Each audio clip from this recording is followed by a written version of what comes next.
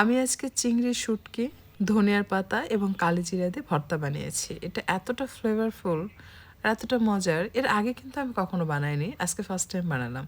চলুন আপনাদেরকে দেখিয়ে দিই। আপনারাও কিন্তু চাইলে এটা একবার ট্রাই করে দেখতে পারেন। বেশ ডিফারেন্ট, ইউনিক রেসিপি বলতে পারেন আপনারা।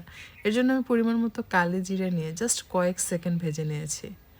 খুব বেশি সময় কিন্তু ভাজা যাবে না, তাহলে তিতা হবে। সামান্য পরিমাণ তেল দিয়ে তাতে চিংড়ি শুটকি দিয়ে কিছুক্ষণ ভেজে নেব। অবশ্যই গরম পানি দিয়ে চিংড়িটা ভালোভাবে ওয়াশ করে নেবেন। তাতে দিলাম কাঁচামরিচ, রসুন এবং বেশি করে পেঁয়াজ। কিছুক্ষণ ভাজার পরে দিলাম 3টে শুকনো মরিচ দিয়ে ভেজে নিচ্ছি। যখন শুটকি থেকে অ্যারোমা ছড়াবে সেই পর্যায়ে অ্যাড করে দিতে হবে ধুয়ে রাখা কালিজিরা। পানি দিয়ে খুব ভালোভাবে কালিজিরা ওয়াশ করে অ্যাড করে দিয়ে কিছুক্ষণ নেড়েচেড়ে মিক্স করে তাতে অ্যাড করে দিবেন ধনিয়ার পাতা। একটু বেশি করে ধনিয়ার পাতা দিবেন। এই ভর্তায় চিংড়ি মাছ একটু বেশি করে দিলে অ্যারোমা বেশি স্ট্রং হয়।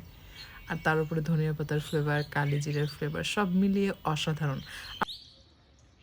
আপনারা কিন্তু এটাকে হেলদি ভর্তা বলতে পারেন। আপনারা কিন্তু এটাকে হেলদি ভর্তাও বলতে পারেন।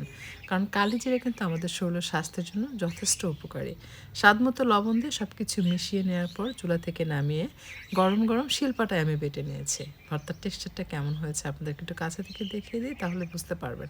ব্লেন্ডারে ব্লেন্ড করলে কিন্তু অনেক সময় কালিজিরা আস্ত থাকে, তাই শিলপাটায় বেটে নিলে ভর্তাটা বেশি ভালো হয়।